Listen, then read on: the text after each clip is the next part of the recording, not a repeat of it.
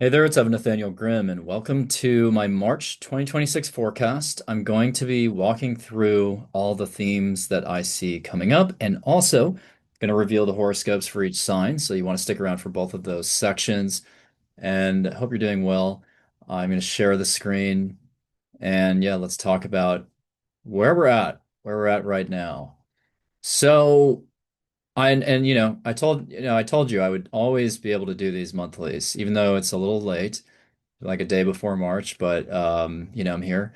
February is a short month, so it kind of crept up on me, but yeah, we're here, and March is really defined by Mercury retrograde and Jupiter stationing direct. And so what's the commonality there? Well, we have a lot of planets in water signs. Water as an element is really all about healing, feeling through things, allowing ourselves to even like let go and transition to a new phase. I think about also water as transformation, being that water exists as a liquid, solid, and a gas. But think about water as also part of the feminine archetype. This is a yin energy within the duality of yin and yang. And when we talk about water, we are really, again, absorbing feelings, reflecting, especially with Mercury retrograde, on our feelings and maybe on our delusions in Pisces. But this month is relatively quieter, I would say, than a lot of months. April, by comparison, is much louder and more frantic and high charged. March, on the other hand, is a time for healing and self-care. Why do I say that? Not just because of Pisces transits here, not just because of Jupiter retrograde stationing and about to station in Cancer, but also because we have the South Node in Virgo with the lunar eclipse in Virgo coming up. And the total lunar eclipse will also be a defining transit of the month. So when you combine Virgo, Cancer, Pisces, we're actually really getting somatic. We're really talking about the body, but with Pisces in the mix, we're talking about the effects of other people's energy on the body. We're talking about how collective emotional experiences can also influence you.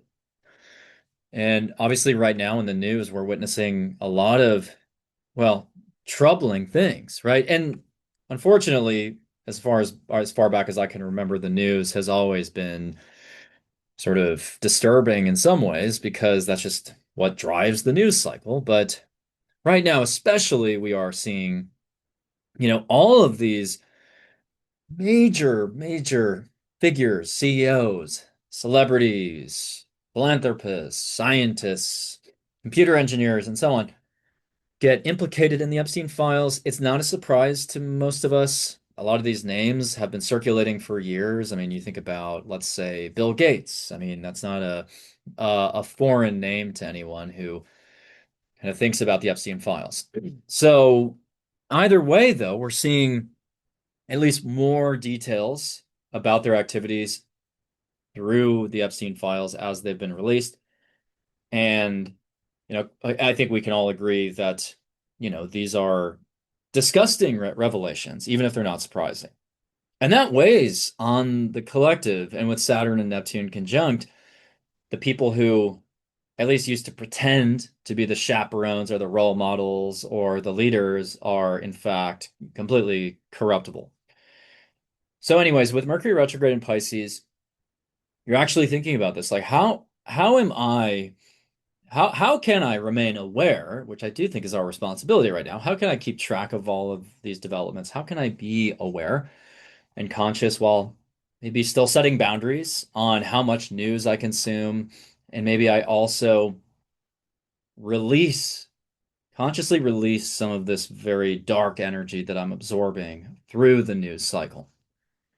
But also to bring it back down to the level of interpersonal relationships, you can certainly see right now through these retrogrades how, and through the eclipse coming up, how maybe an individual in your life who maybe is toxic towards you, or they project a lot of envy towards you or hatred, you're kind of seeing how that has a somatic effect on you.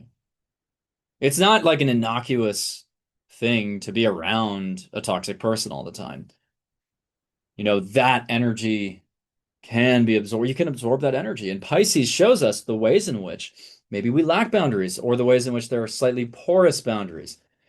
So, like if Capricorn and Saturn are a brick wall, Pisces is more of like and Neptune are more of like mesh nets.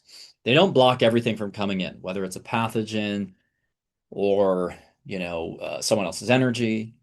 So during Mercury retrograde in Pisces, which will be retrograde for most of the month, you can reflect on these things. Has this person been kind of leaking their energy onto me or leeching off of my kindness? And that's another area of distinction that you have to make this month. Where am I actually, being helpful and selfless in a productive way? And in other areas, are people taking advantage of my selflessness? You really want to ask that question right now. Are people playing the victim, acting as if they're helpless, acting as if they need you for everything when actually they could take more responsibility? Another theme to explore. But also with Jupiter still retrograde, but about to station in Cancer, station direct, we are really continuing to explore our family lineage. We're exploring the ways in which we can maybe nourish ourselves through, like, taking a bath, getting into the sauna, enjoying a home cooked meal. But we're also exploring the ways in which our family growing up either nurtured us really well or the ways in which they didn't. And we're trying to recultivate that sense of nurturing, actually. So if you grew up with a really supportive family, lean into that right now. Your family, if they are supportive, they're here for you right now. If you grew up with a family that was absent or evasive or, yeah, elusive in some way, then, find your support network some other way through friends or maybe the family that you've now created. And so this month is a lot more actually sensitive as well, by the way. And I don't mean that as a pejorative. Like with all this water energy, you are, sensitive to how you truly feel about things, and you're sensitive to how other things in your life have affected you over time. So let's say you haven't spoken to your mother in 10 years. Maybe you're starting to feel that in your body somatically. Like maybe you have a blockage in your body because you're not speaking with your mother.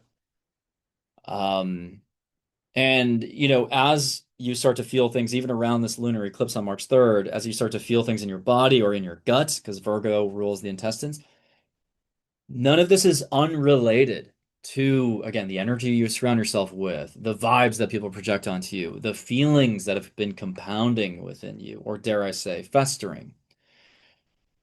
It's okay to feel these things, recognize these things. Don't have like a stiff upper lip about this.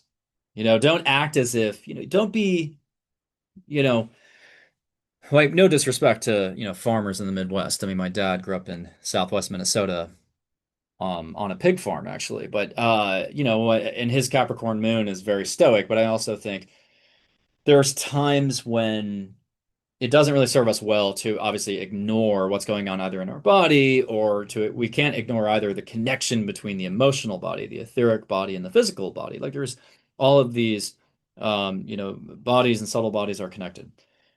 So it's okay to feel quote unquote sensitive right now. Don't be surprised if your appetite changes in the coming days leading up to this lunar eclipse. I know mine has. It's been really interesting for me. I think in my case, it's more that I haven't been going to the gym as much as I'd like to, but I find myself not being interested in having super high protein diets or meals right now, I should say. And I think that actually has a lot to do with this Virgo eclipse coming up. So anyways, we are digesting how we truly feel. We're digesting the compounding effects of our emotions over time.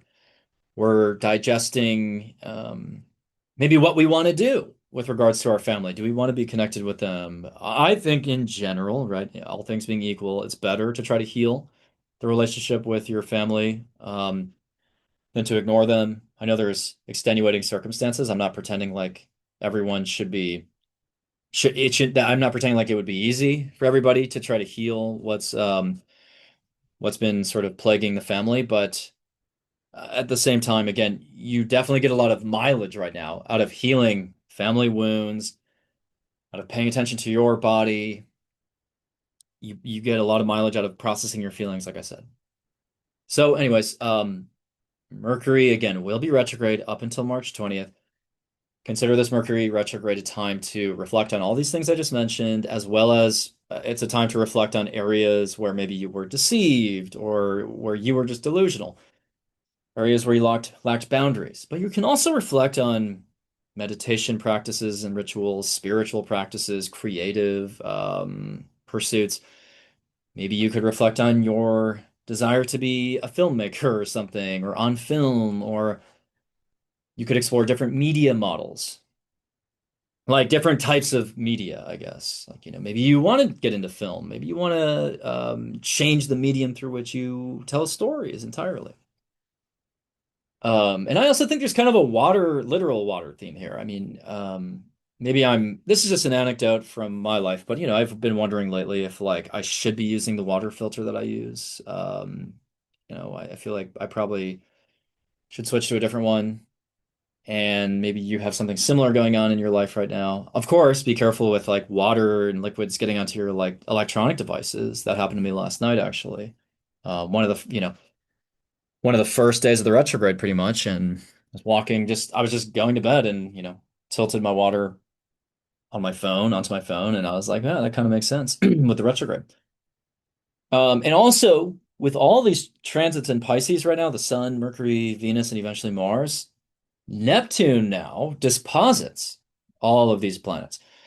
So Neptune rules Pisces, right? So Neptune, is the king of that castle. And all these planets are in Neptune's castle. So Venus answers to Neptune, Sun answers to Neptune, Mercury answers to Neptune, Mars does, and so does the North Node. And also, Jupiter is the classical ruler of Pisces, but I really, I look to Neptune. I give more weight to Neptune here. And why is this important? It's because Neptune is conjunct Saturn still. And so if anything, all these planets in Pisces are highlighting the Neptunian side of this conjunction with Saturn.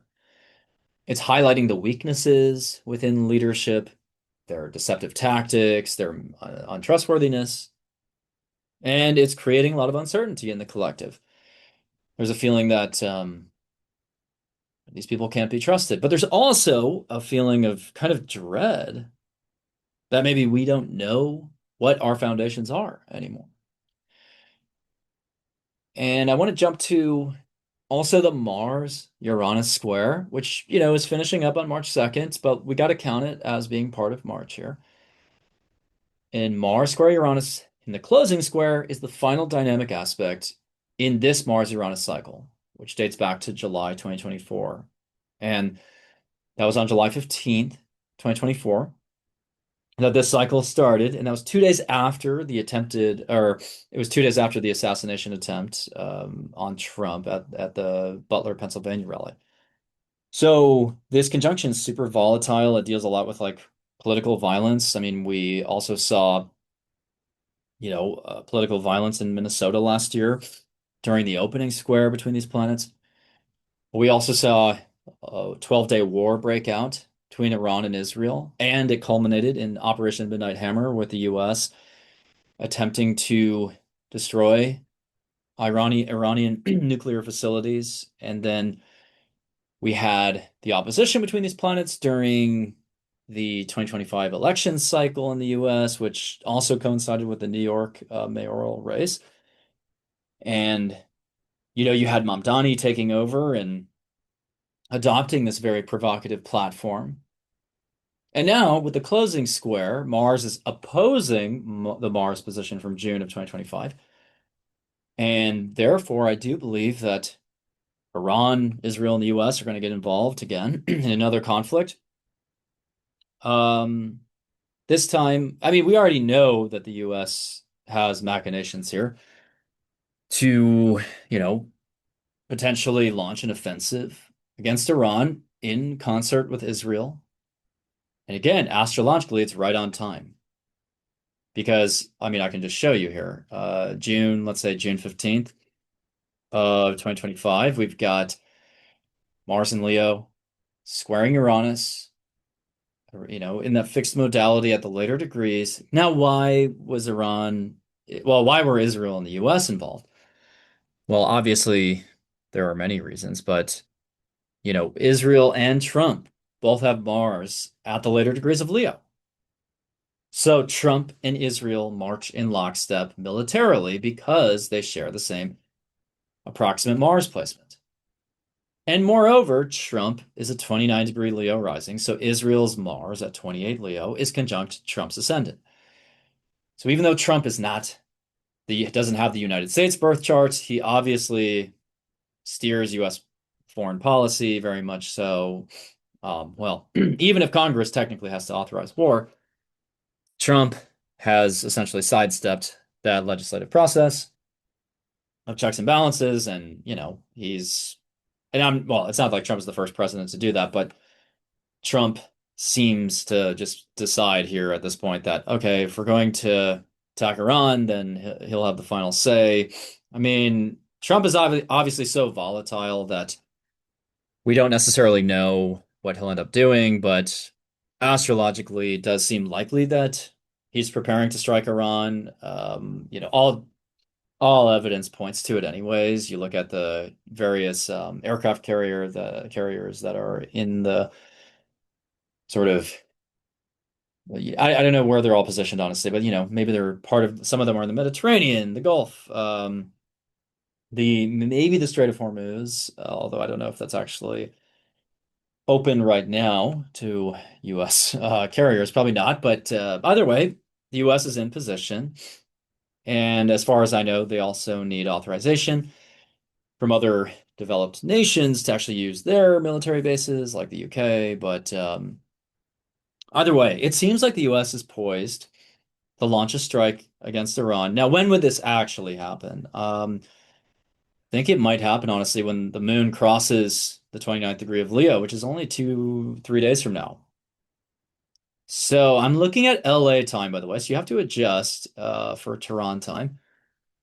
But it looks like March 2nd in the early morning on Monday. The moon is at 29 Leo, crossing Israel's Mars, crossing Trump's Mars, opposing Mars, and the transits, squaring Uranus. So certainly it's possible that March 2nd, maybe in the afternoon or evening in Tehran, probably the evening. I think they would carry out a strike in the evening, but like Monday night in Tehran, it could happen. Or maybe even when the moon crosses Mars's position during Operation Midnight Hammer, which was at Mars was at 3 degrees of Virgo. So yeah, I mean that's obviously a major event that could have long range implications, especially when you look at April. I mean, how many times do I have to show you this chart? But April 17th of 2026, we have the Aries new moon conjunct Chiron with Mars, Saturn conjunct. That's a military offensive for sure. There's troops on the ground somewhere. Maybe it's in Mexico. Probably not. I think it's probably more so implicating Iran and Israel and the US. And keep in mind, the North and South node continue to be in a wide square with Aldebaran and Antares, which are the fixed stars that astrologers associate with the Crusades and religious wars. So there is very much a religious theme, inevitably, anytime Israel is involved. And Iran, of course, is a theocracy and represents Islam in this case, Israel, Judaism in the US. I guess more of the US is carrying out sort of a Judeo-Christian sort of campaign. So yeah, it very much is a religious war, even if it's not couched in those terms. And why is that happening apart from this? It's actually because we're in the final, let's say, 100 years or so of the age of Pisces. The age of Pisces is not over yet. You may hear on some random Instagram reel that we're in the age of Aquarius. That's not actually true. Now, it's also not true that the astrological ages, it's not true that they begin at a discrete moment. The age of Pisces and Aquarius overlap for a while. So I'm not going to give you a definitive answer on what year the Age of Aquarius begins because I would argue it actually started in the early 60s, meaning we got hints of it during John F. Kennedy's presidency. That to me was the first like the first indicator of the Age of Aquarius. But the Age of Pisces is still very active, alive. It's very much alive. And maybe it's more than 100 years from now. Maybe it's even 160 years from now or so. Um, because again, each age is slightly over 2,000 years. It's not actually 2,000 years. But the Age of Pisces, of course, began with Christ. And we're in the last dying century or so of the Age of Pisces. And during the last, phase of the Age of Pisces, monotheistic religions are going to go through these convulsions. I don't know about a last dying gasp per se, but certainly they are being challenged in various ways. Maybe these various factions, basically these various religions are going on a final crusade. And that crusade could very much begin in April, to be honest. But yeah, beginning of March, a very fraught time geopolitically. Obviously, what happened in Mexico and what's happening in Mexico is part of this Mars-Uranus square. Sudden aggression, sudden attacks, surprise attacks. And there was a surprise attack on the cartel leader El Mencho, I think is his name. So he was killed. And of course, the drug cartel went on a rampage, retaliatory rampage after that. Now, I have not been following this news any more closely than what I just relayed to you. Not because I don't care, but because I don't have time to do that. So there will inevitably be people watching this who know much more about this skirmish in Mexico, than I do. Nevertheless, I just wanted to point out that, Mars-Uranus square is the trigger point for what happened there. I'm not going to take the time to look at Mexico's natal chart or anything, but um, also keep in mind that Pisces deals with drugs and substances. So that's another reason why a cartel would be implicated in this time period. Now, when Mars goes into Pisces, honestly, that could gin up even more conflict in Mexico with the cartels because the last time Mars was in Pisces in the last cycle in 2024, there was actually a lot of drug-related sort of raids. And I think one of them was on Diddy's, one of his homes.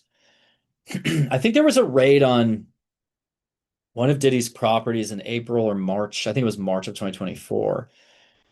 And I actually think a lot of that raid was partly because of illicit substances that were at the property. So yeah, I mean, the Mars and Pisces transit could definitely deal with like the confiscation of substances, or further attacks on cartels, and potentially further attacks on anyone involved in the supply chain of illicit drugs to the US. But anyway, so yeah, this Mars Uranus square is very rebellious as well. Mars is on the US moon right now. Uranus is squaring the United States moon based on the Sibley chart. So the US is going through a lot of tension right now, of course, and I think this only increases the odds in a way that the US would be involved in some kind of war. Even though the moon represents the people and not the government, I mean, the sun would be like the executives and leaders, but Mars on the moon would still indicate that the US maybe is going through a time of, there's like a wartime mindset. And if you have a lot of fixed sign placements in your chart, by the way, 27, 28, 29 degrees of Leo, Aquarius, Taurus, or Scorpio, then you're feeling this tension. You're feeling suddenly stressed, or like an adversary is suddenly in your life. You're reacting to a stressful event out of nowhere. Yeah. Let's just go through the month a little bit further. So just to give you a timeline, March 3rd is the eclipse. A lunar eclipse is a dramatic ending. It's a purge point. It's a climax. It's a full moon amplified, basically. And because the Earth is blocking the sun's light from reaching the moon, there is a sense in which even deeper unconscious forces can rise to the surface than usual. A full moon is always going to bring up these unconscious energies because the moon, of course, represents the unconscious, the inner self, the emotions, the reactive body. The sun is the conscious expression of self. It's the source of energy. So the full moon is revealing these very deep unconscious forces, and a lot of like hidden feelings can rise up. But especially in Virgo, I actually think it has to do with the body and the physical health. So not to scare anyone, I'm not saying you're gonna like have a major health crisis, but you'll probably feel it again in your gut, in your digestive system, or in your body, how you truly feel. So like trust what your body is trying to tell you right now and leading up to this eclipse. Your body might even give you this feeling that if someone isn't right for you. I mean, like really, when you're with the right person, it actually changes your, your chemistry in a lot of ways, in various ways, yeah, I mean, there's plenty of evidence for it. So anyways, um, as we go on into the month after the eclipse, you're going to be definitely, coming down from that high or that energy. I don't even know if it's really a high. It's just like there's this, very potent energy. It's kind of buzzing. And then we eventually get the Venus in Aries transit, where, Venus is in its detriment. And Venus in Aries, a little bit more independent. It's going to cross Neptune and Saturn at the same time in, around March 6th, 7th, 8th. And, Venus conjunct Neptune and Saturn is a kind of a morose, somber type of transit, honestly. It feels like almost like if someone is restricting your independence, you're willing to kind of leave them, or you might feel slightly depressed in a relationship. I'm not even saying that you should leave them, though. I think it's just like a natural, like few days here where you're just a little bit uncertain or doubtful about your partner or a friend, or you maybe don't fully trust a business partner, or you just get down to business and you talk about something really serious regarding the long term with somebody.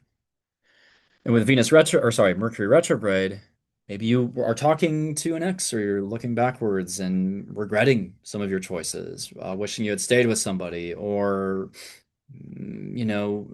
just realizing the consequences with Saturn of all your actions in past relationships. But either way, Venus in Aries, obviously it's not a bad thing. It's not a bad placement. It does teach people how to have some sense of boundaries. It's sort of complex when Neptune and Saturn are involved at the same time. But basically, you're going to experience this strange mixture of like wanting to institute boundaries, but also wanting to merge with somebody. So I think that will just translate as uncertainty and doubt, and confusion. But once Venus achieves separation around middle March, you should have some clarity again. And advancing a little bit more towards mid-March, we do have Mars conjunct Mercury again. It's been following Mercury around for many months now, going back to I think when they first conjoined in Scorpio last fall.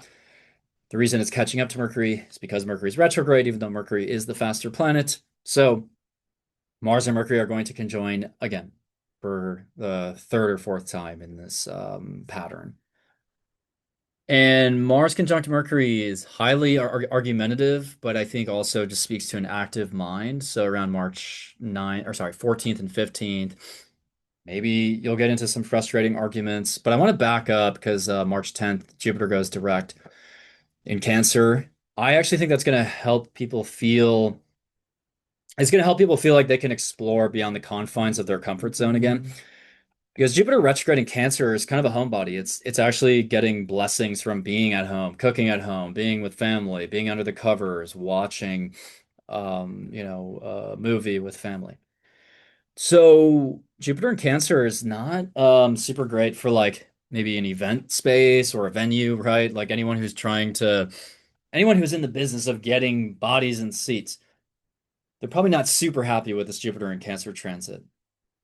But once Jupiter goes into Leo, June 29th, I mean, everyone's going to be out having fun in the sun. I have Jupiter in Leo natally, and like I have to go outside every day. There's no like I feel physically ill if I'm like indoors all day. So, anyways, Jupiter in Cancer though is a lot more again keeping things within the home environment, reflecting on family, reflecting on wounds that need to be healed. And for that reason, again, March starts out kind of quiet actually for a lot of people. And so it's more about that Virgoan process of healing right now, paying attention to the body. And even the sign of Cancer has a very somatic type of vibe. But after Jupiter stations direct March 10th, you'll start to feel like, maybe I can venture out. Maybe I could travel with my family. Maybe I could, in general, if you're like a Cancer rising, or have a lot of Cancer placements in your chart, maybe you'll feel like traveling in general, but yeah, I think that's a nice change, actually. Leo risings, by the way, are really going to be happy about Jupiter going direct because Jupiter retrograde in the 12th for Leo risings has been very destabilizing because there's a lot of busy thoughts that are trapped in the mind. So, anyways, after March 10th, yeah, I think everyone will feel a little bit of relief there. But Mercury still retrograde. So again, it's okay to feel everything, even to feel what the collective is feeling. And also alchemically and even hermetically, you have to draw from the opposite sign to balance out this spectrum from Virgo to Pisces.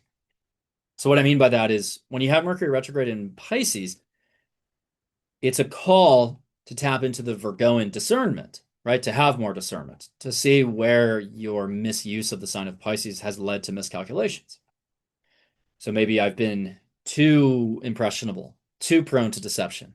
But if I incorporate Virgo, even if there's no planets in Virgo right now, if I apply more discernment, if I separate things, compartmentalize things, then I'll have a better, then I'll be able to balance out this Piscean energy and find a healthier way to use the Pisces energy. So the most evolved version of a sign is actually the integration of the opposite sign.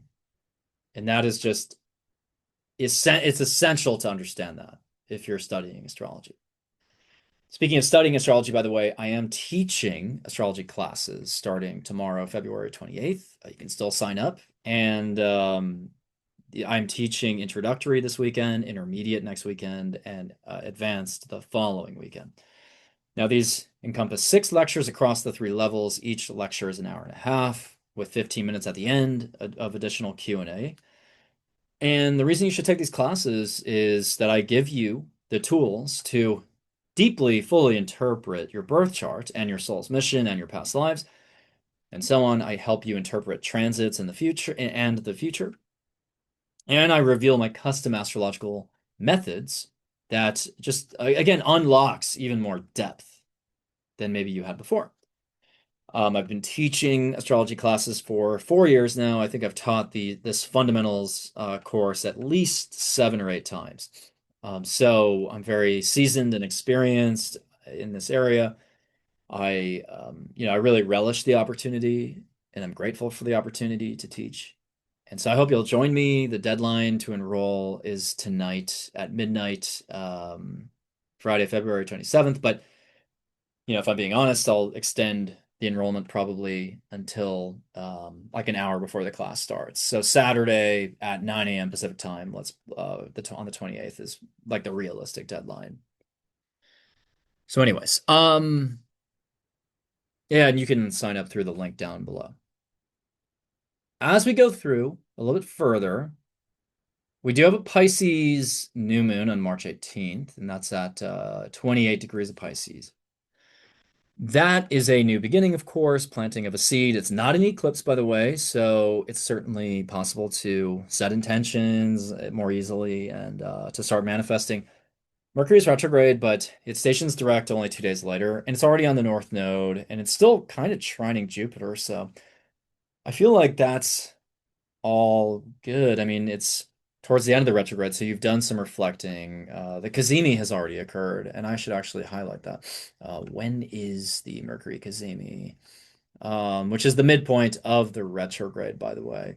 The Mercury Cazimi is on, looks like about March 7th, maybe in the morning, or March 6th, I guess. Yeah, more like March 6th. But On March 6th, the Cazimi marks the midpoint approximately of the retrograde, and that is a point of clarity and knowingness and an awareness of what you're supposed to finish reflecting on, what you're supposed to finish up. And during retrogrades, it's better to complete things than to start new things.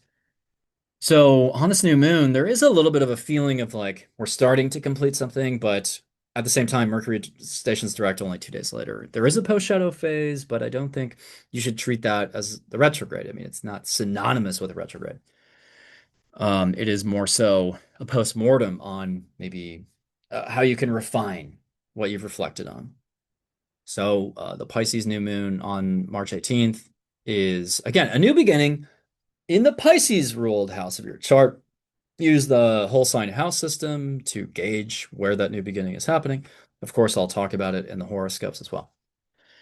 Um, and it's at the later degrees of Pisces, so it's a little bit more mature. And so you're maturing into an understanding of how you can aspire to something beyond your identity, beyond yourself. You know, you can aspire towards something divine or creative, and yet still have a sense of self and hold on to that throughout the process. It's sextiling Uranus, which is positive.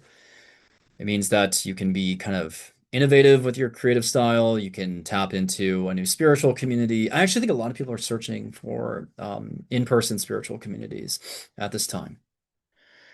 And as we advance to March 20th, Mercury goes direct. Ideally, processes start to run more smoothly. Decision making becomes less scrambled and more coherent. You get more mileage out of focusing on the future and even the present tense and just like new things, starting new things. Versus the retrograde, again, it's better off to flow not backwards in a regressive sense, but like to kind of mirror Mercury's apparent motion backwards by focusing on unfinished things and things from the past that afford you further reflection and insight. So then we actually have a really important conjunction of the Sun and Neptune in March, and I don't think we had this last year. Let me look. Was there did the Sun and Neptune meet in Aries? Is my question. Let's find out. No, they didn't. So the Sun and Neptune formed their conjunction last year at 29 Pisces. And so this year, the beginning of the synodic cycle for Neptune and Saturn starts in Aries for the first time. So that's pretty interesting. So if we go to now and I guess late March, you'll see at the beginning of Aries season, the beginning of the astrological new year, we have this alignment of the Sun and Neptune, which in Aries, I really feel like sorry, I'm getting a little scrambled up with my charts here. The Sun Neptune conjunction is showing maybe how in Aries how a certain strongman or leader, quote unquote, has actually been a liar and a deceiver, or it's showing maybe a new I don't want to say there's like a new religious figure or something or leader, but it feels like there's almost like a warrior, a new kind of like warrior spirit that's taking over, or someone who comes to represent that warrior-like spirit. So maybe someone will stand up against tyranny in a brave way. And maybe honestly, like a leader, like a president or a prime minister, like really shows that they have you know, some mettle and some guts, and they stand up against something, and they assert their will. And then a few days later, the sun conjoins Saturn. And as the sun conjoins Saturn, we're seeing the ways in which maybe certain strong men, quote unquote, have aged quite a bit around March 24th. We're seeing how with Mars and Pisces, maybe maybe they've been acting deceptively. Maybe some like prominent figure ends up, I don't know, just getting involved with some illicit substances or something. But anyways, the Sun Saturn conjunction is highlighting our need as a collective in general to kind of build up a sense of resilience and as individuals to get comfortable with chasing failure. That's one of the lessons of Saturn in Aries. Like we become conscious with the sun there, conscious with the sun conjunct Saturn of our need to be comfortable with failing and trying again and starting over, right? So, with Venus conjunct Chiron around that time as well, some people could be experiencing a painful rejection in a relationship, or they're mending some wounds in a relationship.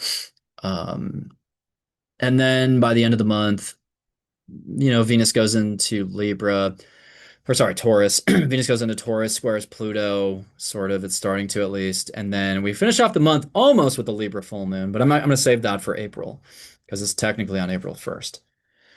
But by the end of the month, with Venus square Pluto, there's a desire for more depth in a relationship, maybe. Also a fear, maybe in some of financial ruin. Not that it's actually happening, but like Venus square Pluto can bring up a lot of fears around resources, not having enough resources. There's some anxiety there and paranoia in relationships. But yeah, I mean, obviously AI continues to be a theme. Like, is AI sort of devouring more and more jobs or not? Certainly that'll be a theme. But if you look at even like the Uranus Saturn midpoint, by the way, it's around like 29 degrees of Aries right now. And that midpoint is going to shift into a square with Pluto at some point this year. And it did like sort of last year. But as the Saturn Uranus midpoint enters Taurus and squares Pluto, I do think that even that will show that there's some further disruption in the economy by way of AI. So as you can see, actually by the end of the month, yeah, sorry, by the end of the month, Saturn Uranus midpoint is already starting to square Pluto. Saturn Uranus combinations to me actually deal a lot with like the formalization of innovation and technology and also the disruption of certain entrenched industries. So it has not technically squared Pluto yet in this in this phase. So it will though later this year, I believe. Let me track that to confirm. Yeah, it'll square Pluto later this year. So I feel like, later this year, as the South Node is still in Virgo, even like in late May, there could be some real purgings in the job market because of AI and technology. Virgo is the workforce, the labor force, and with the South Node in Virgo, the workforce is very much being threatened by automation. So, and of course, also through these like ICE raids, and all the terror that ICE has instilled in the citizenry. I mean, that's obviously scared a lot of essential workers away from the workforce. So, let's start to go through the horoscopes, though. I really feel like March. It's kind of a weird month where it's actually fairly sleepy, I think, for the individual. It's not really for the collective, of course. Like for the collective, Iran and US and Israel could all be mired in a conflict. But um I think for like at the individual level, it's very much about taking things slow, reflecting, and really taking some time for self-care insofar as you have time for that. I mean, I understand a lot of people have to work. But if you have time for self-care, I mean, take advantage of that. All right, so let's go through the horoscopes. And as I'm loading those, I just want to remind you that I'm teaching astrology classes starting tomorrow. And if you don't sign up on time for the intro, you can still take the intermediate and advanced during the following weekends.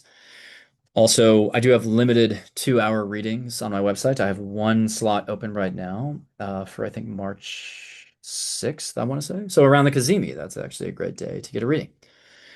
You can book that through the link below. And also, thank you for subscribing to my YouTube through, and for viewing the weekly horoscopes as well. So I have a new weekly series, and I'm glad that that seems to be resonating with people. Because I'm trying to do a little bit more high production YouTube content. I mean, this stuff is really off the cuff, like the monthlies, because quite frankly, I don't have time to do a full production right now for everything I post on YouTube. But I'm hoping the weekly series continues to grow, and I do appreciate especially your viewership on the solar eclipse one. Okay, so without further ado, we're gonna start the horoscopes with Aries as always. Um, so I'm gonna park the chart March 16th just to have a visual guide. Actually, you know what I should do is I should go through the new and full moon. So March 3rd, 2026. Let's lock that in. Yeah, so Aries, the lunar eclipse in Virgo March 3rd in your sixth house is very much a health reckoning. Hopefully it's a good thing, but like for some Aries, it can show where you've ignored the needs of your body. You're maybe having to adjust your nutritional intake after this eclipse. Maybe you have some indigestion on the eclipse. Maybe something changes with like a pet. If you have pets, you might just change the routine that you have with them. There's a lot of energy in your 12th house as well with Mercury retrograde. So Aries, you got to be honest with yourself about where you've maybe partaken in escapist habits or areas of your life where you've like fed addictions or addictive tendencies. You have to identify routines that actually help improve your mental health. So Aries, there's no more, avoiding what your responsibilities are either, because Saturn is now in your sign. Saturn deals honestly a lot of times with endings and finality. There's finality to Saturn. I know when Saturn was in my first house as a Cancer rising in like 03, 04, that was fucked up. I mean, my father was paralyzed in a motorcycle accident. I went to a new school and felt completely alone for the first year in seventh grade. And God, I mean, I would never want to relive that year. Um, could it be a function of middle school in general, just being terrible for everyone? But I don't miss Saturn in my first house. I do not relish that. Now, that doesn't mean that all Aries risings would have the same experience I did as a Cancer rising, but especially because Cancer as a sign deals with family and Aries does not. But either way, Saturn's in your sign now. So, it's a really serious time, like I said, where everything you do carries a very long-term impact. And you're noticing the long-term impact of things. So this is where you get your health in order for the sake of your long-term well-being. This is where you let go of work routines that aren't serving you anymore. This is when you lock into a schedule and a routine that actually and kind of a lifestyle actually that helps you achieve your long-term goals. And then we go to the Pisces new moon, which is March 18th. And so if I go to March 18th, that's going to be in your 12th house.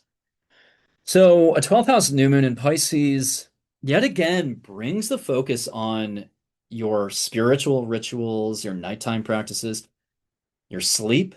So Aries, you gotta get your sleep routines in order at this time. Your dreams are going to be very wild probably this month. And you also have to focus on, okay, what cycles need to end, what cycles can continue. I think that's like the prime focus for you right now. So again, if it's a really bad habit, gotta end it. If it's a toxic relationship, end it. If it's again a 4 hour sleep routine, you gotta change that. Give yourself more sleep.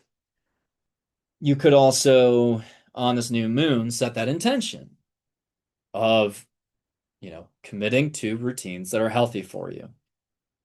And the dispositor of all these planets is Neptune, and it's in your first house at this time. So you're letting go of cycles that were getting in the way of your dreams, really. And you're kind of embodied again. You have to get out of this, again, escapist sort of tendency. And Venus is in the first, so you are trying to either do things more creatively or build more relationships. And Venus is squaring Jupiter here with Jupiter in the fourth. Um, Jupiter in the fourth is showing that, hey, your family ideally is there to give you perspective at the very least, or to even help you heal. Mars in the 12th suggests that you definitely want to avoid getting enraged or angry in the late hours of the night, because that could get really complicated really quickly. So now we're going to go to Taurus. March 3rd, 2026. What happens here for Taurus? Well, the eclipse is in the fifth. So Taurus, the eclipse on March 3rd is really a time to, be very discerning about your dating life. I mean, are you actually with someone who can live up to your expectations? Are they upholding the same standards as you? And something I didn't mention in this call today is that this eclipse has a lot to do with detoxifying. Virgo seeks to refine and purify things and digest and separates, the waste from the nutrients. So for everybody, this is an eclipse to detoxify. And so Taurus, you're detoxifying your dating life from any bad apples. You're removing, the casual situationship that um, enables these bad habits in you or something. Other Tauruses are completing a major creative endeavor, actually. And with all this other activity in Pisces in your 11th house, perhaps you're reflecting also on your friendships, your communities, whether or not your friends are truthful or reliable. Maybe some of you are going back to an old friend, wanting to partake in a community that you used to be part of, like posting reflective content on your social media page, maybe going to a conference and reconvening with someone that you used to know or used to work with. And Mercury disposit, or sorry, Mercury, yeah, Mercury disposits the moon and is the ruler of this full moon. It's in the 11th. So I think for a lot of Tauruses, there's a relationship here between your creative efforts and your communities. So perhaps you're celebrating a creative milestone with other collaborators on a creative project. And Saturn and Neptune are in your 12th now. So in theory, you're starting to dismantle old careers that no longer serve you. A lot of Tauruses are in a transition right now. That's going to take a couple of years, but you're starting to transition away from a career that you kind of maxed out in from 2020 to 2023 when Saturn was in your 10th. And also, Tauruses who have children, they may have a different routine that they adopt with their children. Oh, sorry. Let's go to the new moon in Pisces, March 18th. So that new moon on March 18th is in your 11th house.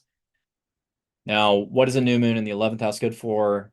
It's good for actually starting a new friendship, jumping into a new community, conveying your ideas or your identity on social media in a different way, doing something in front of a crowd or a collective or a group, investing in a new cause, something humanitarian, something that is helping humanity evolve and progress. And then, Neptune rules the new moon. It's in the 12th. Neptune in the 12th for you is a very spiritually expansive moment. So maybe you're starting a spiritual community. Maybe you're surrounding yourself with people who are reinforcing your empathetic side. They are validating your spiritual gifts.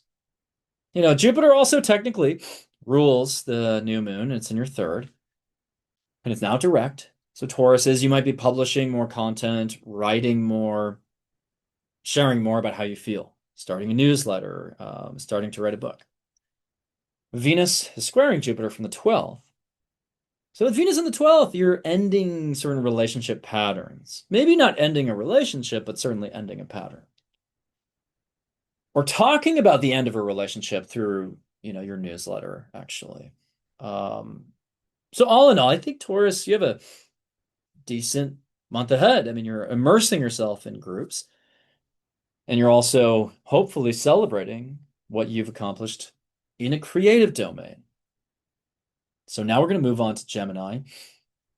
Gemini, the lunar eclipse on March 3rd is in your fourth house. That is consequential. It's in an angular house. So what does this mean? It could be a major climax in your family, within your home. Maybe there's a change in your roommate situation. Maybe a family member I mean, God forbid, but maybe a family member goes through a health crisis.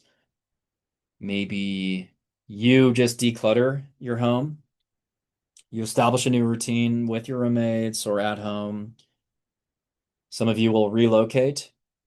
I wouldn't recommend it. It's Mercury retrograde, but inevitably, you know, Geminis are at least thinking about alternative places they could live, or they're thinking about different ways they can serve their family.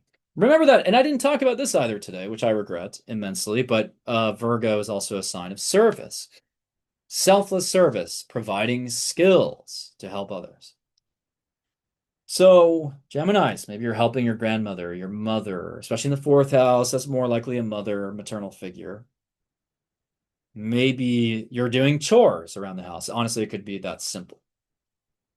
Mercury disposits the full moon from the 10th, retrograde. Gemini, you're reflecting a lot on your career path, what you've decided to do, what you deem to be your vocation. Maybe you're rethinking that.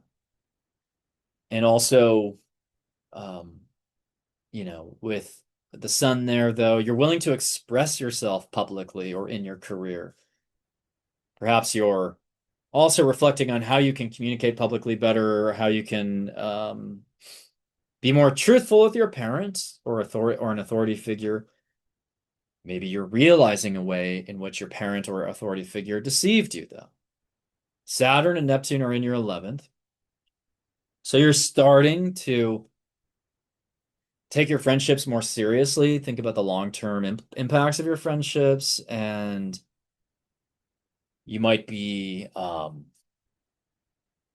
with that, you might be also looking to build a community. But also a lot of Geminis are probably going to feel slightly isolated from a lot of their friends because those friends are not meant for them long term. So it's not, it's like, rejection is God's protection. So let's go on to March 18th. March 18th, we have that Pisces new moon for you in the 10th. 10th house new moon is a great opportunity to, maybe start a new job, adopt a new public reputation, to see your parents in a different light, to basically become a role model. I think for a lot of you that will happen. Or you'll just start to aspire to a new career or calling. Neptune disposits it from the 11th. So, Gemini, I think there might be someone in your network or community who's going to help you, who is going to help inspire you to go down this new path. Or maybe somebody has a connection that you need to make your dreams come true. Pisces is about our dreams. Mars in the 10th shows that you're in conflict maybe with some authority figures or parents, but you're also energized to maybe start your own venture. It's very entrepreneurial transit to have Mars in the 10th. Venus square Jupiter here. Venus in the 11th suggests a sociability for you among you at that time. And Jupiter in the second house direct shows that there could be a growth in your income. The Geminis, you might, yes, get a more lucrative job. Or you're getting a job that makes sense of all your natural talents and you're kind of alchemizing them. So I think that's great. Cancers, let's go to you. March 3rd, 2026. You've got the lunar eclipse in your third house. What is that all about for Cancers? Well, this is a fairly mundane type of full moon in some respects. It could be that you just change your daily ritual, your daily habits, daily activities, comings and goings, your daily commute. Maybe you start driving a different car. You experience maybe some setbacks with the car. Perhaps you adopt a different routine with your pet. I mean, everyone kind of has that theme of pets going on around this eclipse because Virgo actually pertains to pets. Other cancers are publishing something, teaching something, or learning about something that has a big impact on them. I think a lot of cancers are also traveling, going on vacation in this month in general. Um, even a Cancer sun, I think, would do that. But Cancer risings, maybe you're finishing and suns, honestly. But you could be finishing up a book or a publishing related project or a writing project.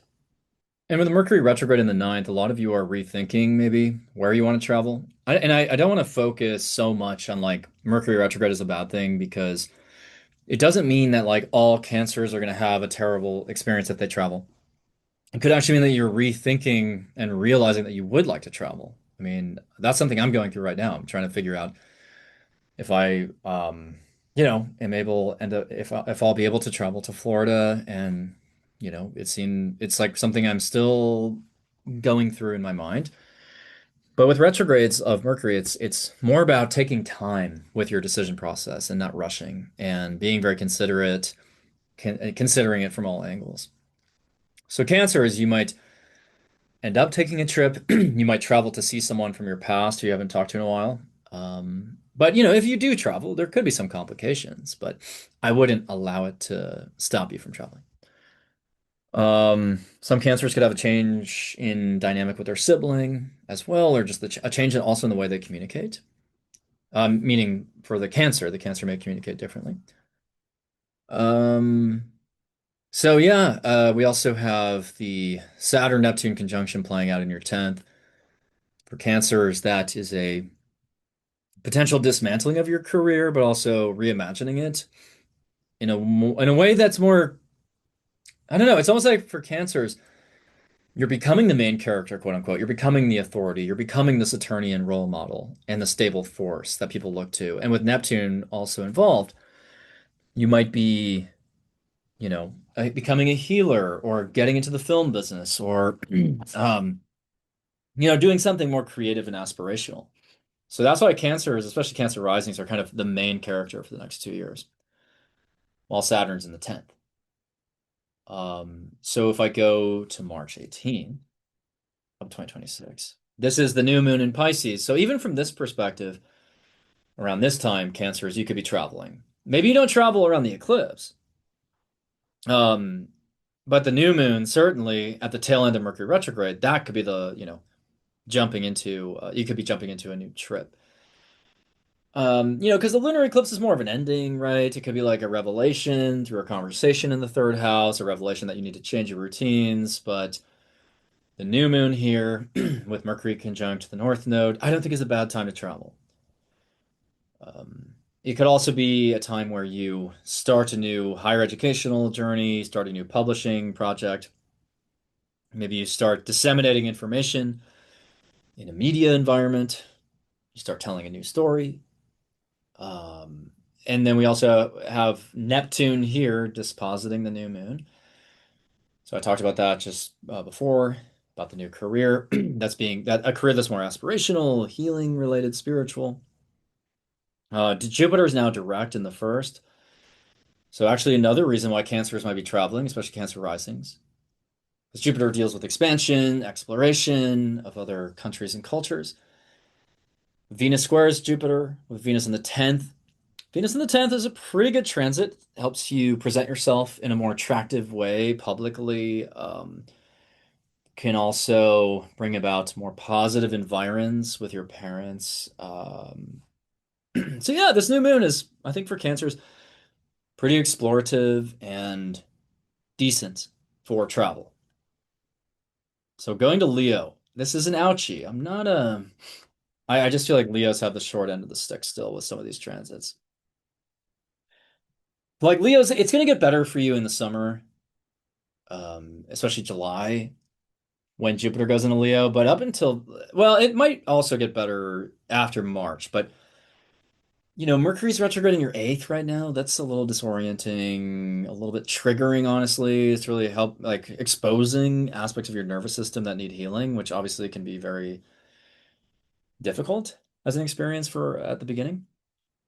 But you're really trying to understand like why certain things like trigger you, or you're trying to take power away from these subconscious forces that currently have power over you. So by breathing clarity into what's under the hood of the car. But the lunar eclipse, March 3rd, is in the second house of money and values and natural talents. So for you, this could be a change in your income, change in your financial situation, a change in your possessions, a change in the way you budget and save and spend. Could also illuminate that you actually are highly skilled in a certain area just by virtue of your natural abilities, and that you want to incorporate that into your job a little bit more. Other Leos might sell certain possessions here. Mercury's retrograde in the eighth, so you're really reflecting on shared possessions at the same time with Mercury dispositing the full moon. It certainly could be about things that you jointly own with someone.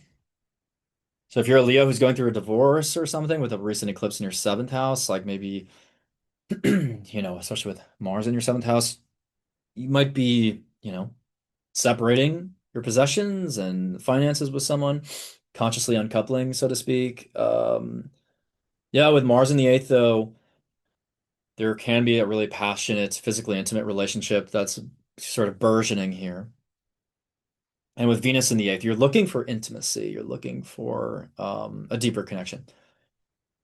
But yeah, I think for Leos, it's either you're buying or selling things, or you're having realizations about just the fact that your financial objectives need to change.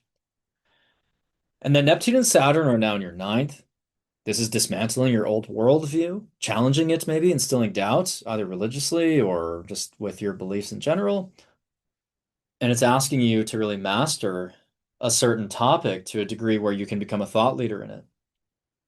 And I also think a lot of Leos are going to start to write the book, aspire to publish something big that sort of makes sense of all their like ideas. So if you're a Leo who already has some pretty rock solid theories and ideas that you want to share, I actually think this is a great era to start, constructing that thesis.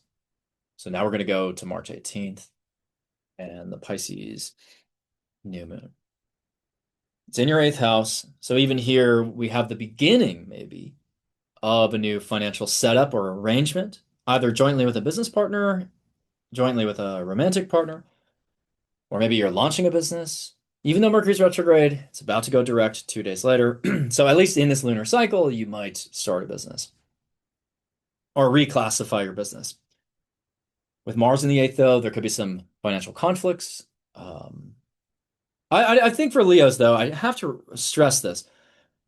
This is kind of a stressful time because you're really ripping the mask off. You're understanding everything that's going on in your nervous system. You're realizing that perhaps, well, I think it's been tough because a lot of Leos have given up certain addictive habits, or even like a lot of Leos have gotten sober in the previous few years. And that sobriety has really brought them face to face with their demons, you know. And I'm not just using anecdotes for this. Like when Saturn was in the eighth, it was asking you to give up anything that maybe had previously been a coping mechanism or a withdrawal mechanism. Right? So, yeah, this new moon is a different way to deal with your nervous system, your subconscious, a different way to maybe psychoanalyze others, different way to understand your mind, your psyche. It's tapping into your intuition more strongly. Your intuition is, coming online. You're having these awakenings, but it's also a little tough because it's very, you're very sensitive right now. You're noticing everything, but just realize that it is your intuition also activating.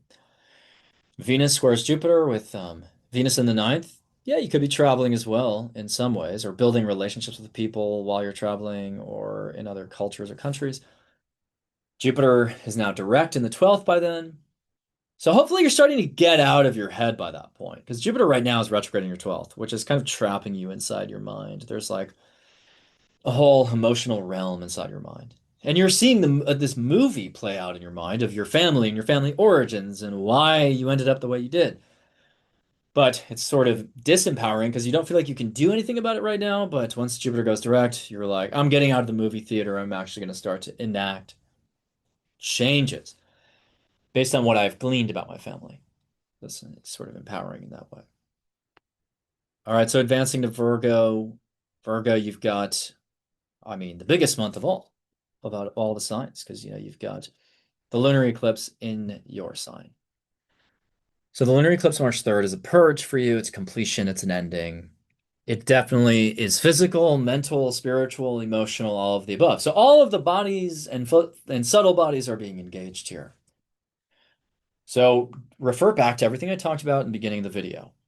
If someone has had a toxic effect on you, you're going to feel it in your body. If your routines have been unhealthy, you're going to notice that. This is a health reckoning. This is a mental health reckoning. This is spiritual health reckoning. You have to detox. Detoxify those bad relationships, detoxify from those bad habits. And this is a purge for you. So letting go of the things that have kept you stuck or unhealthy. Mercury disposits the full moon from your seventh. So with Mercury retrograde in the seventh, some of you are looking back to past relationships, people you lost touch with. You're reflecting on your current relationship and realizing that it's toxic, or realizing that they lied to you, realizing that they misrepresented themselves. Or you're just reflecting on what you actually want or what is actually healthy for you in a relationship. And Venus is in the seventh, Mars is in the seventh. So there's plenty of energy here going towards relationships. Relationships of all kinds, by the way. And I want to stress, though, that for Virgos, Saturn and Neptune are no longer in your seventh. So thank God, right? There's less limits in your relationships, there's less deception. So Virgos are more so waking up to the deception potentially in a relationship from the past. Or they're realizing that their business partner or their mentor has been lying to them. And with Saturn and Neptune now in the eighth, Virgos, you are entering about a 2-year era where you can start a business. With Saturn in the eighth, you can structure a whole business, a business that affords you financial independence. And you, like Leo risings before you, are starting to eliminate bad habits, get in touch with, in order to get in touch with your subconscious, your psyche, your soul, and the transformational needs of the soul. And in order to transform, you have to let go of that bad habit. Okay, so now we go to the new moon. So whereas March 3rd is an ending, it's very emotional, it's destabilizing potentially. The new moon is I think you're finding an anchor here at the seventh. You're like, okay, if I couldn't trust person A, B, C, and D, what about person E? Maybe they are a better fit for me.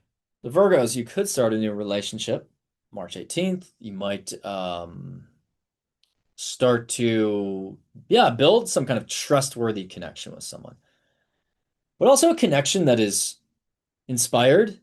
You know, it's almost devotional and spiritual with Pisces in the mix. And then Mercury is going to station direct just 2 days later. So you'll feel as though you can move on by that point from any past relationships. We have Neptune dispositing from the eighth. So Neptune in the eighth is really activating your intuition. You are developing sharper instincts, I think. And you know, you're getting these little downloads, premonitions about people in the seventh house too, with all these seventh house transits. You're getting a hunch that someone is right for you or not good for you. Venus in the eighth shows that you're doing a lot of financial, I don't know, engaged in a lot of financial discussions, I think. Maybe you're meeting with financial advisor or you are focused on finance generally. Squaring a direct Jupiter in the 11th, with Jupiter direct in the 11th, you should start to have more luck and success again with socializing, networking, and social media, group activities. So, Virgo, you're going to feel the warmth and support of your community and your friendships increasingly now, which is great. Um, you're really cultivating the friendships that feel like family with Jupiter in the 11th. So, yeah, that's wonderful. So, moving on to Libra.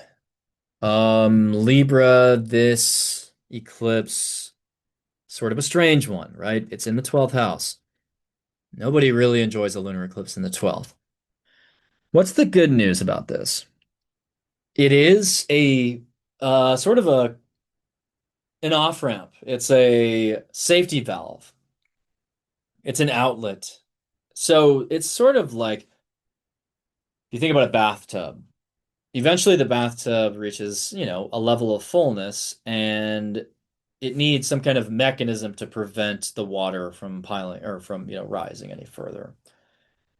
So this eclipse is sort of giving you a puncture point to release sort of emotions that have built up a little bit too high. And you can really bring any problematic pattern to an end. You can seek closure. I think closure is the key word for Libras here. You can, especially with similar to Aries, actually, you can sort of put an end to any unhealthy routines. For Libras, especially nighttime routines, you have to get better sleep starting now. You have to commit to a spiritual practice, meditation, breath work, anything that can, kind of help you anchor yourself. And Libras, you're also having a lot of spiritual experiences. You're very sensitive to the other realms right now. So you could have some psychic experiences. And also moments of realization about your mental health. If again, you're finding the connection between the mental body, spiritual body, emotional body, and the physical body. You're starting to see that all of these things are connected, especially with the stellium in the sixth house here, with Mercury retrograding the sixth, dispositing the full moon. This is a very somatic type of experience for you. You're realizing that you have to right size all your routines because the cascading impacts of your routines are vast. Your routines do not just impact your physical health. They impact all facets of your health. So if that's the case, realigning with the right routine is going to have enormous benefits. Some of you may reflect on your pets with Mercury retrograde in the sixth. And God forbid, maybe some of you realize that your pet has some kind of issue, or there's something that you need to treat. They need some kind of, they need to be treated for something. Other Libras are realizing that they have a pileup of work responsibilities, which begs for reflection on why that happened. Maybe it is the routines. Maybe you're overcommitted right now. So Libras, these are the things you're thinking about. Some of you are also looking into your fitness routines. Neptune and Saturn are now in your seventh. So that's kind of tough, but you're entering an era where you're either starting to commit to someone long term. Over the next 2 years, you're going to realize whether or not you can commit to them. But with Neptune there, you got to avoid deceptive relationships. But at the same time, Neptune is opening you up to this very divine connection with someone. It's like a soul level connection. And it has longevity with Saturn potentially, but other Libras could become widows over the next 2 years, or they could be separated from a partner, or go through a divorce, an ending of a relationship, or something like that. But if you're a Libra who's single right now, you could absolutely find a long-term partner in the coming years. Part of it starts with building your health foundation first. So March 18th, we have the Pisces new moon in your sixth. The new moon in the sixth is a great time to establish that new fitness routine, nutritional, diet. Some of you will, yeah, start a new work project or process, but in the context of a more seamless routine. So it's like less overwhelming. It's just an inspiring or creative work project, but it's not creating burnout. It's not leading to that. So some Libras are honestly going to burn out on the lunar eclipse. And you're going to spend much of March just resting. But here is where you really hook into a new routine. Jupiter is now direct in your 10th, which shows that your career could be working out for you a little bit better. New opportunities may be coming up, and you're just feeling more optimistic and like you're willing to implement a strategy based on all the reflecting you did while Jupiter was direct. Because you've been reflecting on the opportunities, but maybe not seeing the opportunities all come in all at once. And now that's possible. Neptune disposits the new moon from the seventh, so maybe you are working with someone closely, but be aware of that person's intentions because they could be slightly manipulative. Venus squares Jupiter, so Yeah, you might be feeling, you might have a blind spot here with a close friend or partner. So just like be very discerning about them at this time. So now I'm going to go to Scorpio. In order to do that, I'm going to have to go backwards 24 hours. And because the moon is starting to shift too far for the new moon. But anyways, I'm going to go to March 3rd, 2026. Oops. That's the year 206. Not what I want. So Scorpio, March 3rd, the lunar eclipse in the 11th is some sort of climactic point with regards to friendships or your social media presence, community involvement, or events, or yeah, technology even, or humanitarian efforts. So, Scorpio, if you've been doing something jointly with a group, that group is hitting a milestone, maybe you're celebrating a milestone with a group. I know I'm doing that around this exact day because I've been helping fundraise for a friend's film, and I think we're actually going to be celebrating around that day. So yeah, I mean, great time for Scorpios to celebrate the hard work that's been completed with either friends or people in your network. Other Scorpios might decide that a friend is not living up to their expectations, and they put an end to that friendship. Mercury disposits from the fifth here in its retrograde, and Mercury in the fifth is a revisitation of creative projects, creative aspirations. It's a reflection on dates, casual situationships. It's a revelation around potential deception with someone that you used to date or someone that you're currently dating. Maybe someone you're casually seeing is actually holding other relationships and they're not telling you about it. Venus and Mars are in the fifth too, though. So I think it is actually kind of a romantic, charmed time for you. And you also are really firing up your creative capacities and maybe completing a creative project, honestly. So some of you are also completing a social media related project again, or you're changing the way you relate to a community, or completing some kind of charitable effort or humanitarian effort. And so, yeah, I think that's great. Saturn and Neptune are in your sixth house now. So for the next 2 years, you're going to be really focused on your work, like with like laser, you'll have a laser-like focus on it. A lot of arduous work to be done, and you have to really pay attention to your health. When Saturn's in the sixth, it shows the long-term effects of certain habits on your health. It could show areas where the body is starting to stiffen up. So really do what you can to achieve good health and longevity. And also prepare to work hard on whatever you're committed to. Um, March 18th. So, yeah, right. Sorry. So I have to go backwards again by one day to capture the new moon here for Scorpio. Um, so yeah, for Scorpios, the new moon in Pisces, March 18th. I'm showing March 17th here just to get the moon in the fifth. But the March 18th new moon in Pisces for Scorpios is definitely a launch point into a new creative project. Some Scorpios will actually start a new casual relationship or they'll enter a romantic phase of a relationship. They'll launch, yeah, a creative project into the world, maybe. Scorpios could also relate to their children differently if they have kids. Neptune disposits the new moon from the sixth. So maybe you're starting to dedicate yourself to something very creative or spiritual or selfless and giving every day. Yeah, maybe you're devoting your time to something very aspirational. But yeah, with Saturn in the sixth, you're going to be working very diligently with other coworkers over the next 2 years, by the way.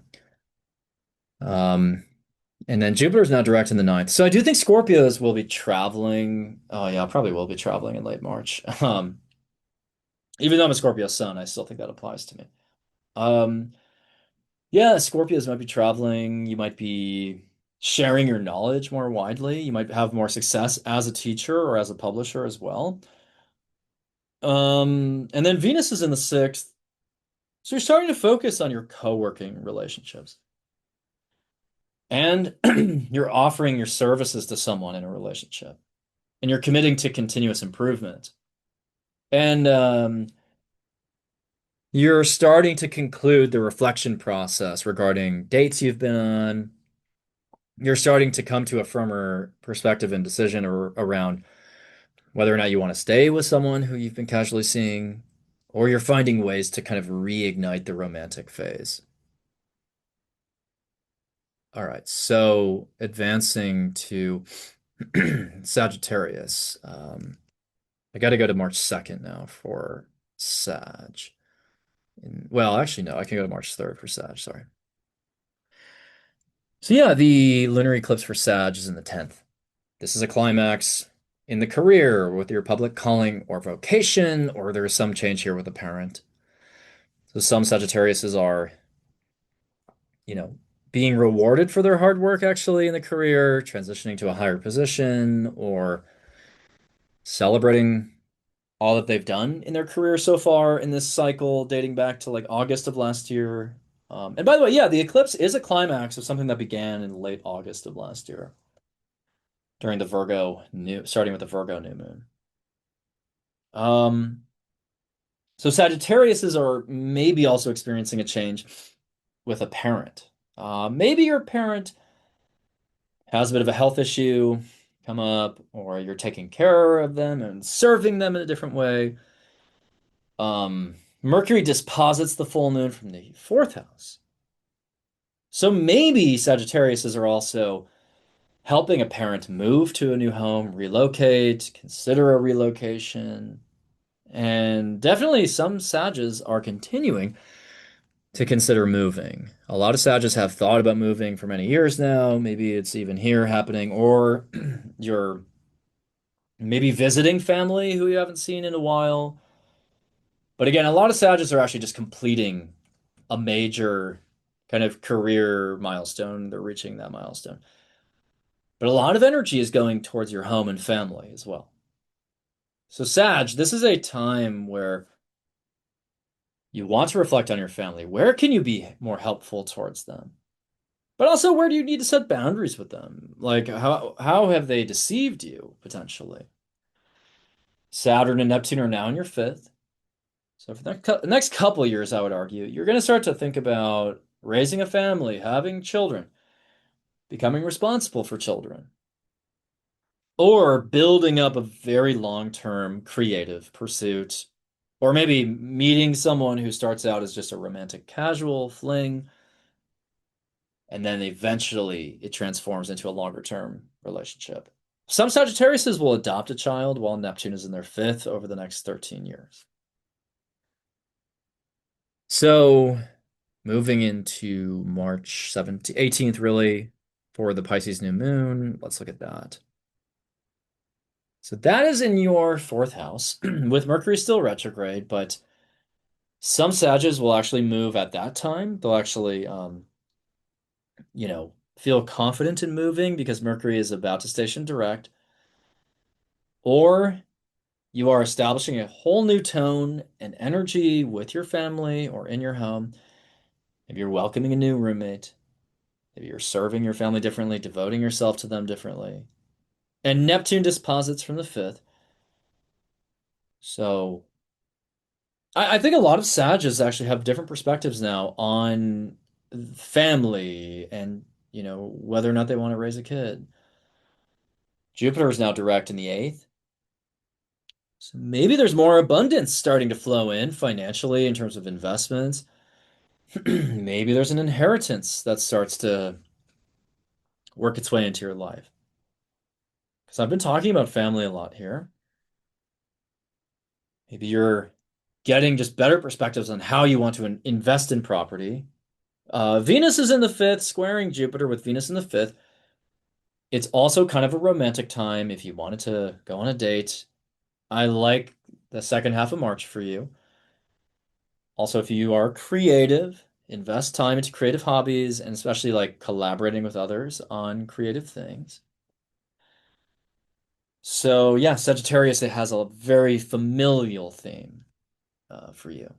So now we're going to check out the sign of Capricorn. What's happening for Capricorn in um, the month of March. So Capricorn, the eclipse March 3rd is in the ninth house. So it's very possible that Capricorns, like Cancers, are traveling. It's possible that you are returning from a trip abroad, even on the eclipse or around the eclipse, or you're just traveling somewhere in March where you have a fated encounter with somebody. Other Capricorns are at least thinking about traveling in the coming weeks, or they're purging an old perspective, adopting a new perspective, a new belief system. Some Capricorns could complete a publishing related endeavor. They could complete a higher educational course, or they could have a new perspective on their skills and realize that they have to eventually go back to school to complete this sort of, or to close this sort of skills gap. Mercury disposits from the third house, retrograde. So you might be having conversations with people from the past while you travel, or you might be traveling to meet up with people from your past. Or while you travel, yeah, you just reminisce about the past. And Capricorns, you should really expect to hear from people from the past via text messages, voicemails, emails, and maybe some of you are reconvening with a sibling from the past. Saturn and Neptune are now in your fourth. So as you pontificate on these things, you might realize that you're living in the wrong town and you'd like to move to a new location. Maybe you'd like to move to a new place. It doesn't have to happen right now, but I'm just saying with Saturn in the fourth, a lot of Capricorns will eventually in the next 2 years settle into a pretty long-term location.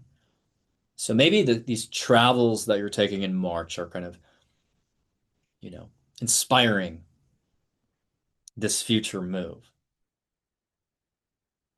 And then, March 18th, I'm going to show March 17th again for the sake of getting the moon in the right spot.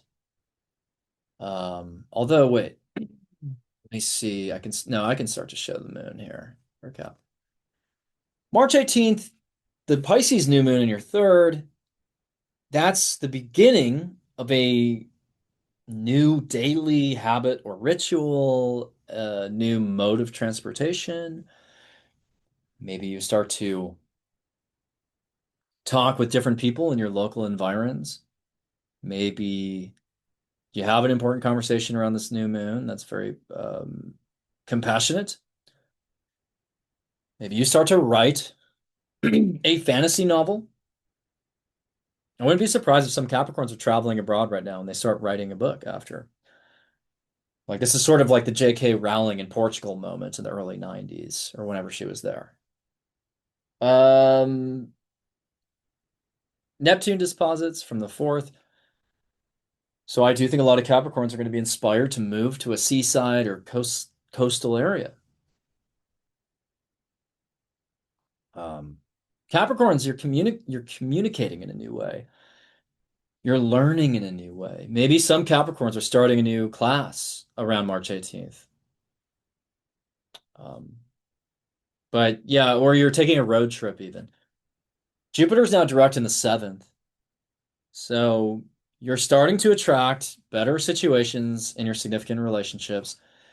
You have perspective on how your family experiences growing up have influenced your partnership choices, and you're ready to have healthier partnerships that incorporate all these perspectives. And in Jupiter squaring Venus with Venus in the fourth, so there could be some temporarily more positive family relations here that somehow create a halo effect on your significant relationships in general. But yeah, Capricorn, you're really starting to think in a new way here, a new way that's more compassionate, more inspired, more creative, and it will translate to maybe your writing. But yeah, a lot of Caps are going to be traveling in March, or at least you know, educating themselves in a different way. So moving on to Aquarius, March 3rd, the lunar eclipse is in the eighth. So, I'm showing you March 2nd accidentally. The lunar eclipse in the eighth is very much a transition with regards to finances, shared possessions, shared resources. Maybe you have a revelation on this eclipse about the true state of your finances, your assets, your debt. Perhaps there's an opportunity here to pay off debt. Others will have a revelation about the physical intimacy in their relationship. Some of you will make important administrative decisions regarding your business. Other Aquariuses will have a revelation about their subconscious and their psyche. And Mercury disposits retrograde in the second. So Aquariuses are reflecting on their financial life, like I said, their income, their possessions, their values. So Aquarius, you're taking stock of what you own, how much money you're making, how you're spending money, and the state of your investments. Um, and I think we'll talk about the new moon in a second, but Aquarius says a lot of you could get a new job this month. Saturn and Neptune are now in your third. So you're starting to crave mastery of a certain subject. So a lot of Aquariuses are going to go back to school, take more classes, or start teaching, or they're just going to be thinking in a more pragmatic, structured way. Even though Neptune's there, Saturn is also there. Some Aquariuses over the next 2 years might not be talking to as many people as they usually do, and just they're more focused on something very pragmatic and work related. And jumping to the Pisces new moon, again, it's in your second house, like I previewed. And the second house new moon is a new beginning of income, maybe a new job, uh, new perspective on your natural talents, buying a new possession. Maybe you're shopping, maybe you're going out to eat, indulging in something. Disposited by Neptune in the third. I mean, again, you are very focused, but you're also maybe thinking more creatively or spiritually. Maybe you're able to channel more easily. And you're getting a job that somehow reflects that, or a job that reflects your compassionate side, or your spiritual side, your creative side. Jupiter's now direct in the sixth. So you have a little bit more luck coming through now with regards to coworkers and physical health, and maybe pets as well. But Aquarius is you have a better perspective on, what needs to get done at work, how you should go about your work. Scoring Venus in the third. During this time, you could have more positive communications with people, and that could afford you that new job. I do think a lot of Aquariuses are being staffed on a new project, or they're getting a new job that comes with completely different work. And maybe you're consuming food in the second house that contributes to better health, with Jupiter direct in the sixth now. We close off with Pisces. All right, so Pisces, the lunar eclipse, is in the seventh. So Pisces, this smells like a breakup to me, or a major change in your relationship. Realizing that someone needs to step it up. Partner needs to step it up, or you need to step it up. It could be the conclusion of some partnership that started 6 months ago. But Pisces, you're scrutinizing your partnerships, your allies, your business partners, your mentors. Maybe you're backing out of an agreement. Perhaps you are just ending a pattern in a relationship where you were too scrupulous to a fault. Mercury disposits retrograde in the first. So you're reflective, Pisces, reflective in general, looking at the past, translating that towards your relationships now. So maybe you've been looking backwards and realizing, I don't want to be with that person anymore, or that past relationship was better. than my current one. But you could get closure with a close friend or partner during this eclipse. Or you start to serve your partner in a different way, start to care for them in a different way. You realize there's an opportunity for greater compassion. And Virgos, too, Virgos are definitely in a position to forgive someone this month. But I think Pisces are more, they're kind of in that position too. But I think Pisces are feeling pretty independent with Mars in the first. Virgos could also go through some challenges with Mars in the seventh, though. I mean, Virgos and Pisces are getting a lot of Martian energy this month, so they could be frustrated with themselves or with a partner and sever the connection with someone. But yeah, Pisces, you're looking back, you're reflecting on also your creativity, unfinished projects, trying to finish them. Saturn and Neptune are now in your second. So you're reflecting on long-term financial objectives and self-worth. You're trying to build up your self-worth, Pisces. Really, you're trying to stabilize it. Um, but I also think you're trying to derive your income from something Neptunian, something creative, something healing related, something spiritual. A lot of Pisces will start getting into like maybe like herbs or I don't know, certain ingredients that are more health conscious or something or have healing properties. I don't know. I just got a download about that, so I just felt like I had to share that with some Pisces here. But thank God Saturn and Neptune are out of your sign forever. Well, not forever, but you know what I mean. At least Saturn will be back in Pisces in about 27 years. But there's less limitations now. There's less deception. So Mercury retrograde in your sign is sweeping back through your sign and showing you all the ways in which maybe you were deceived in the last 14, 15 years. And you're graduating from that, calling out the BS. You're being more forthcoming with yourself and with others. You're not allowing yourself to be deceived anymore. And that might be why some of you are breaking up. And then we close out March 18th here. Pisces new moon in your sign. It's a new beginning. It's a fresh start. It is maybe a new set of fashion choices you're making, a new presentation of self. You're feeling independent here. You're feeling charged up, feeling like you can take the first step towards something, feeling like you can take bigger risks by the time of this new moon. You don't feel like you are in a codependent situation anymore. You don't need that person. You just want that person. So you're ready to let go of anything that's toxic for you. Jupiter is now, I mean, you're starting a new venture basically, which I think is empowering for you. Jupiter is now direct in your fifth. So perhaps you'll experience more luck with your creative efforts, with your romantic life. And if you have kids, you'll probably have a better dynamic with them. And also, Venus is squaring Jupiter with Venus in the second. Yeah, I think this is kind of a really creative moment for you. You are confidently stepping into something that is, creative in nature. And, you're calling out the deception. And now that you realize where you've been deceived and where you've deceived yourself, you're moving ahead more confidently, knowing that you actually, can discern and decipher what's going on this time. So with all of that said, that concludes today's projections for March. Don't forget to sign up for my astrology class. If you're watching this on February 27th, you still have time to sign up for the intro level. Enrollment ends 9 a.m. Pacific time on February 28th.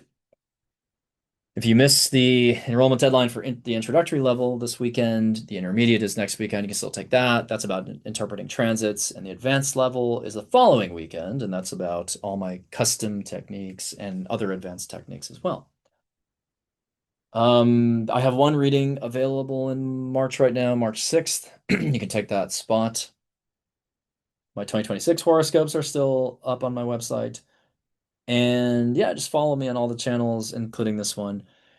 Because as you have seen, I am doing a lot more YouTube content now. So anyways, yeah, it's a really somatic month. It's a month for healing, understanding how emotional experiences live in the body. The body keeps the score. And pay attention to the aches and pains in your body this month. Realize that your body's trying to tell you something. And that's just the call for self-care, recuperation, recovery. And on the Pisces new moon, you're more confidently, like I said, moving ahead. You're less impressionable, you're more discerning, and still believing in something greater that's meant for you. So thank you so much. I'm Evan Nathaniel Grimm. I'll see you at a future live show, hopefully in LA or on the road, and on these channels as well. So thank you, and have a great March.